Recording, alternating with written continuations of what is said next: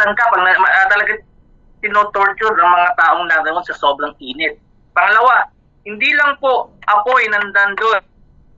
Sabi ng Mark 9 verse 48, Mark 9:48, na merong mga uod sa katawan. Basahin ko sa Tagalog.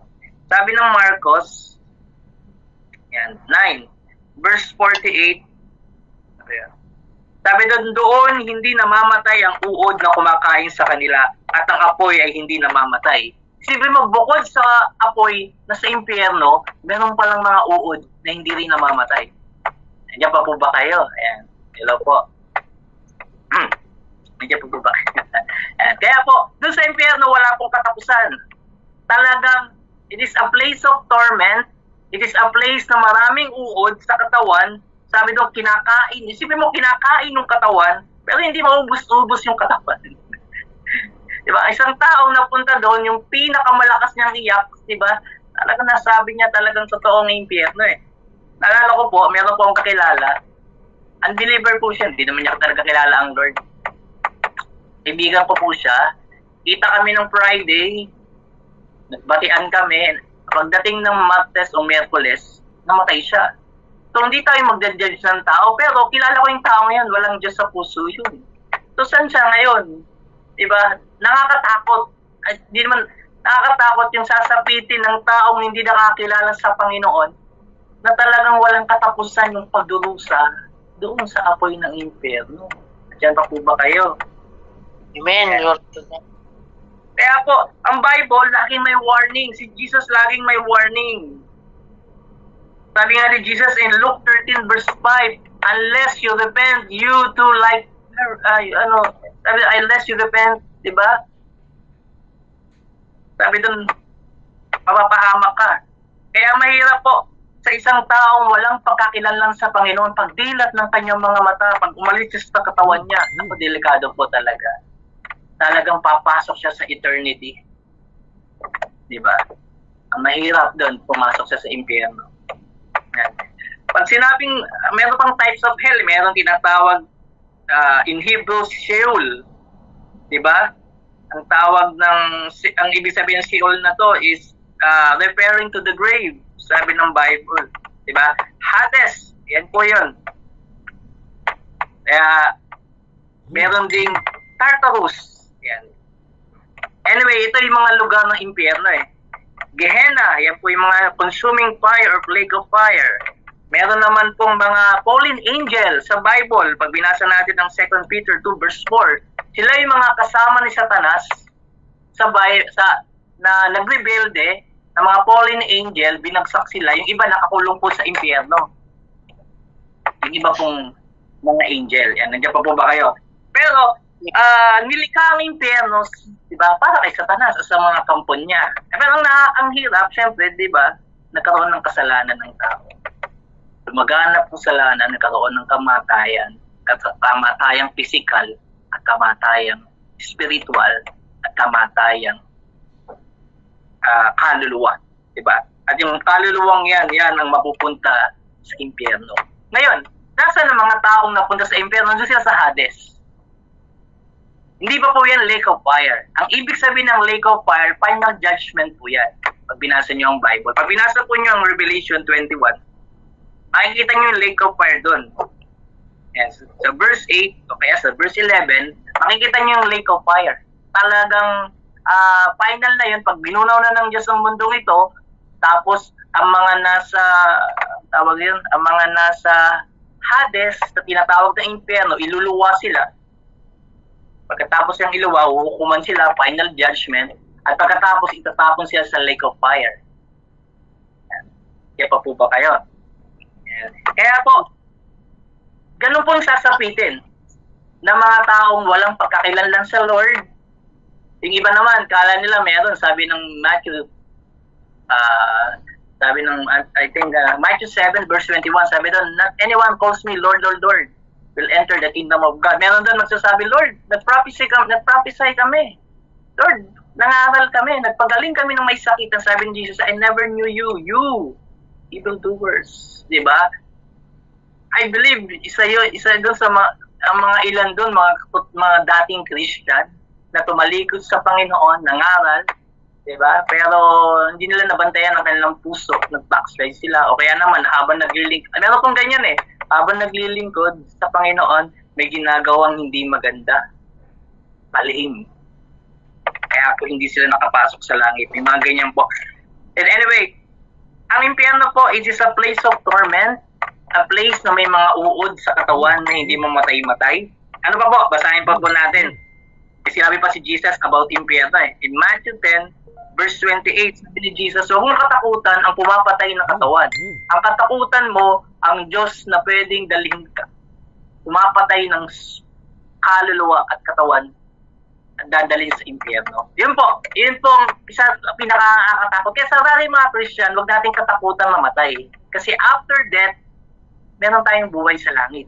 Ang katakutan ng isang tao wala sa kamay ng Panginoon at pagpigit ng mata niya, at wala ng katawan niya, papasok siya dun sa place of torment. Andiyan pa po ba kayo?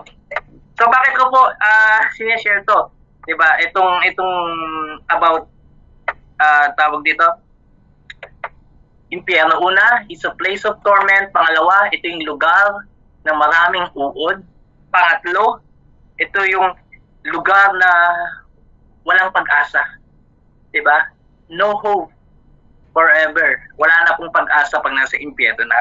So, bakit importante na talagang isipin ng mga Kristiyano na may impyerno? Bakit? Para maisip ng mga Kristiyano na kailangan nila mag-evangelize ng salita ng Lord. Ayaw ng Diyos na ikaw lang ang maligtas, maging kapatid mo lang, dapat gusto nila pati asawa mo, anak mo, o sino man na hindi pa kaibigan mo.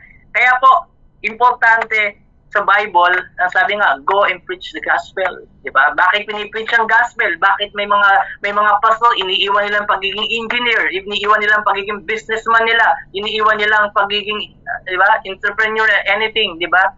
Ng position para maglingkod sa Panginoon. Diba? Bakit yung iba, ina-abandon nila yung mga pangarap nila para mag-win ng soul. Bakit? Kasi yun ang calling ng Diyos sa kanila at naiintindihan nila na tinawag sila ng Panginoon at naiintindihan nila na meron talagang impyerno na nakakatakot mapuntahan ng isang taong hindi nakakilala sa Panginoon. Nandiyan pa po ba kayo? Kaya po sa atin po bilang Christian, di ba? Pastor man o hindi, we are obligated. Obligasyon po natin i-share po ang salita ng Lord. Akayin sila. Nandiyan pa po ba kayo? Akayin sila. Kapag hindi po natin ginawa yan, mananagot po tayo sa Panginoon. Nandiyan po ba kayo? Ang isang tao namatay, example, kaibigan mo, hindi wala ka man lang sinabing word of God, hindi mo man lang siya na-invite, hindi mo man lang siya na-sharean, time will come, mananagotan po natin sa Panginoon yan. Nandiyan pa po ba kayo? Naalala ko po isang kasama ko sa trabaho. Dati, dito pa ako noong 2015 nagtatrabaho. Hindi kasama ko siya sa office. And then, dumating yung time, na-stroke po siya, nasa trabaho siya, bigla siya dinala sa ospital. Then, pumapasok sa puso ko, puntahan namin sa ospital. Kasi dinala Ipag-pray ko, patanggapin ko sa Panginoon. Tapos bigla man lang maya-maya, umaambon. Sabi ng kasama ko, unbeliever yung kasama ko, uwi na lang tayo, bukas na lang natin puntahan. Sa isip ko, parang hindi na aabot bukas. Pero sige na nga, bukas na lang. So, pagdating ng madaling araw, patay na. So, ano nangyari? Matindi pong konsensya ko. So, dapat pinuntahan ko, pinag-pray ko, pinatanggap ko sa Panginoon. Ang lakas po ng conviction Pero sabi ko, Lord, ano ba to? Conviction mo ba to? Kasi nilalagay mo sa puso ko, mamamatay na siya. Akala ko yung kaisipan na yun, hindi galing sa Panginoon, namamatay na siya. Akala ko yung conviction na yun galing sa kaaway, pero hindi pala, hindi ako sensitive. Nakukuha niya po yun. Sapagkat nilalagay ng Diyos yung burden sa puso ko na puntahan ko siya, sirang ko ng salita ng Lord, patanggapin ko sa Panginoon. Pero hindi ko ginawa. So ano nangyari? Pagkatapos po nun, umuwi na ako bukas ko na lang. Pinagpabukas ko pero hindi na pala abot. So panagutan ko yun sa Panginoon na ikaw na isang lingkod ng Panginoon na inutusan ng Diyos para akain siya sa harapan ng Panginoon pero hindi mo ginawa. Isa po yan sa pananagutan ko sa Panginoon. Marami po tayong pananagutan. Kaya napaka-importante po, go and preach the gospel. Sabi ng Matthew 28, di ba? Go and make disciple. Kaya importante po talaga na even lahat tayo po. Di ba? Kaya sabi ng Lord, sabi doon, ang manatili sa akin ako sa Kanya. Wala tayong magagawa kung hiwalay tayo sa Panginoon. Nandiyan pa po ba kayo? Sapagkat ang hindi hiwalay sa Panginoon, itatapon, sabi ng John chapter 15. Diba? Itatapon, diba? Sa apoy. Kaya po, sa lahat ng narito, bilang warning ng Panginoon, diba?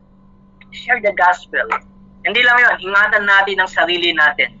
Diba? Lagi tayo nakatune in sa Panginoon. Sapagkat si Satanas, gusto niyang agawin ng kaligtasan na ibinigay sa atin ng Panginoon. Nandiyan pa po ba kayo? Kaya marami nagbabackslide eh.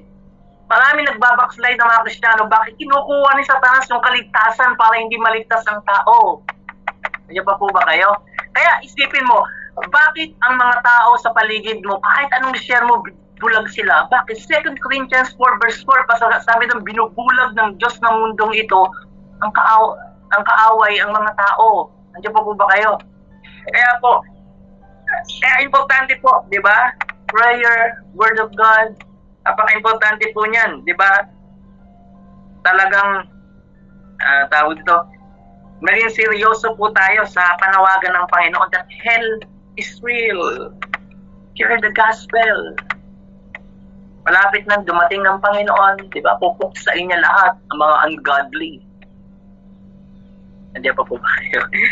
Lahat ng ungodly ay pupuksain ng Panginoon. Hindi lang ang mga demonyo, hindi lang mga fallen angel. Lahat ay pupuksain ng Panginoon, lahat ng ungodly. Sino po yung nasa impyerno ngayon? At sino yung mapupunta sa impyerno? Ayan. Sino naman, ulit, ito yung sabihin ko, sino mga tao nasa impyerno? At sino naman yung mapupunta sa impyerno? Basahin po natin, Ate Grace. 1 Corinthians 6 verse 9. Corinthians? Yes po. 1 Corinthians 6 verse 9. 6 verse 9. Sabi dito, hindi ba ninyo alam na ang mga makasalanan ay walang bahagi sa kaharian ng Diyos? Huwag ninyong dayain ang inyong sarili. Ang mga nakikiapid, sumasamba sa Diyos-Diyosan, nanganganunya, nakikiapid sa kapwa lalaki o kapwa babae. Amen. Glory to God. Yan, ano pa po? Yes, diretso lang. So, ang mga magnanakaw, masasakim, mapaglasing, mapanglait, o mandaraya, ang ganyang mga tao ay walang bahagi sa kaharian ng Diyos. Ganyan ang ilan sa inyo noon, subalit ngayon nilinis na sa inyo ng mga kasalanan at itinalaga na kayo sa Diyos. Kayo'y pinawalang sala sa pangalan ng Panginoong Jesucristo at ng Espiritu ng Diyos. Amen.